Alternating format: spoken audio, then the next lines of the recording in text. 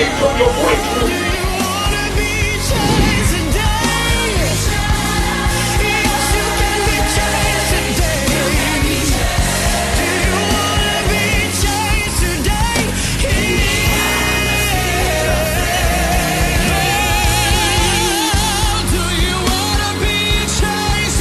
But just as soon as I was getting ready to give up, God threw something in the situation, and He turned that thing all the way around. If I can endure the process, if I can hold out just a little while longer, God will come through for me. I was on the brink of giving up. I was on the brink of throwing in the towel. I was on the brink of saying to hell with church for a while.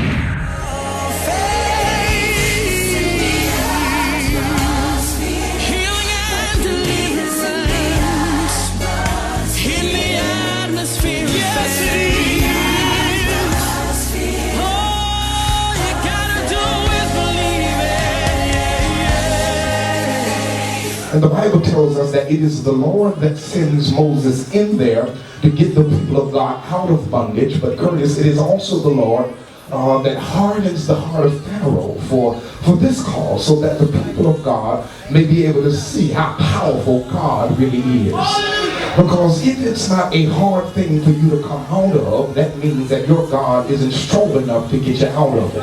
But because it's a hard thing, that's just indication to you and I that the God that we serve is able to do exceedingly and abundantly above all that we can ask or think. Because I want you to understand that the very thing that you left or is trying to leave, it doesn't want to let you go so easily. Many of you have left some habits behind you. You've left some situations and some relationships behind you. But isn't it funny how when you're on the path that God has destined for you to be on and you're in the will of God, how funny is it that the thing that you're trying to leave will come out of nowhere and begin to chase you? I don't know what's been pursuing you, but God has you going through what you're going through because He's trying to get rid of some of that stuff that's chasing you. Touch somebody and say, God is trying to get rid of it. Yeah, He's trying to get rid of it, y'all. The Bible says that they went through the Red Sea here, and upon them going through the Red Sea, the Egyptians died in the midst of what the children of Israel were able to go through. This is called Mara, and Mara is a place that means bitter waters. Somebody shout bitter waters. And isn't it funny how you can get in a place in your life and you see the thing that you need, but you cannot use it because it's unusable. It's one thing to be in a place in your life where you do not have it, but what happens when you see your help right in front of you, but you cannot use it because if you use it, it's going to curse you rather than bless you. And so they're in the midst of a bitter waters and they're right around the thing that they need, but they cannot use it, y'all. And they become frustrated and they become aggravated because they're around people that have potential. You're around people that have the ability to help you get to the next phase of your life, but you cannot use them because they're too bitter. You're around bitter people. You're around bitter circumstances. But is there anybody in the room that can testify that I'm getting ready to move from bitter to better?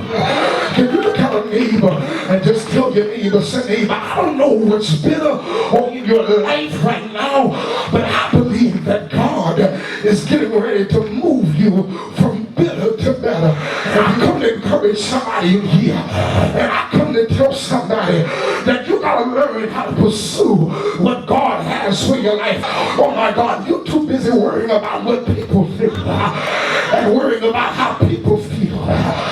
Oh, but how many know that God has a way of blessing you right in the face of your enemy? I wish I had somebody to pray with me in here. I said, tell them, say, God will come through for you. I tell them, say, don't you quit. You're too close to your promise. Or to give up right now. Tell somebody, say, neighbor, God will see you through. Say, don't give up. Don't go in the towel. You're gonna make it. Come ahead.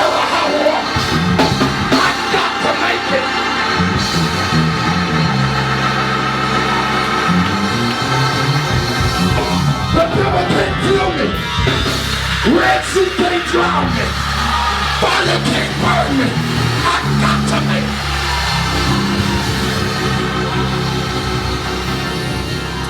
So don't